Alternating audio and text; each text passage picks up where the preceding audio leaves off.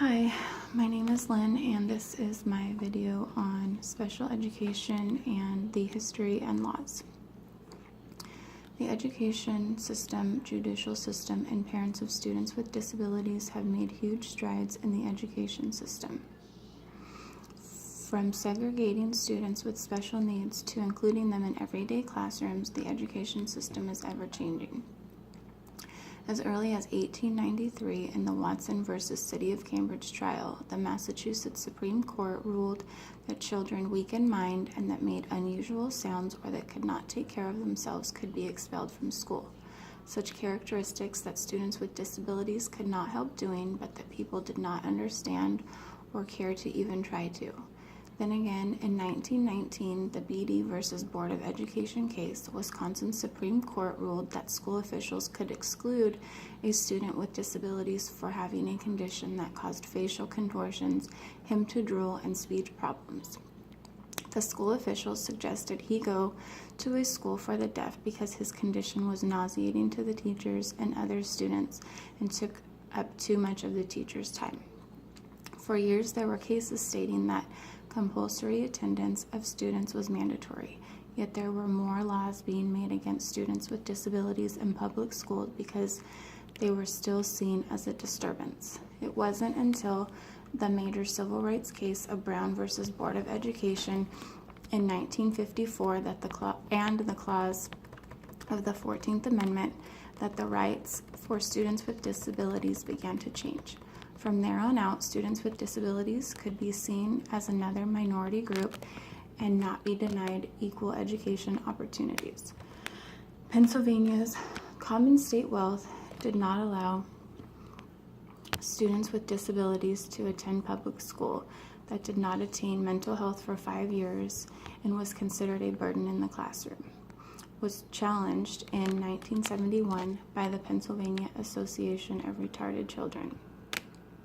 It was brought to the district court in which the plaintiffs argued that all children can benefit from a program of education and training, and that the absence of this education leads to a negative consequence for the development of children.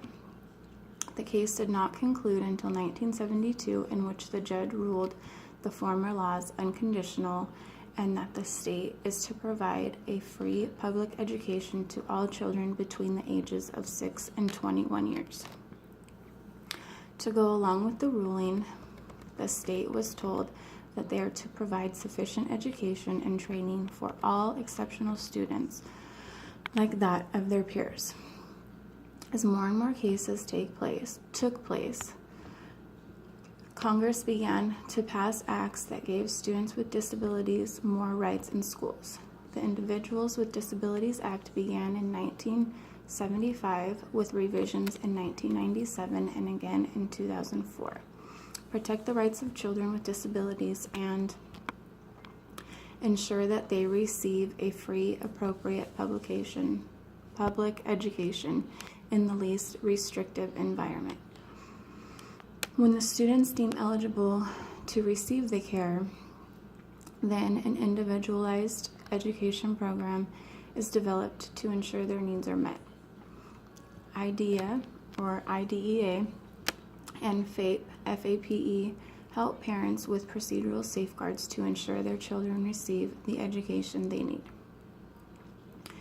Resources that I found to stay up to date are Education Week, which is the latest news about special education, including articles, commentaries, and special features, can be found at www.edweek.org.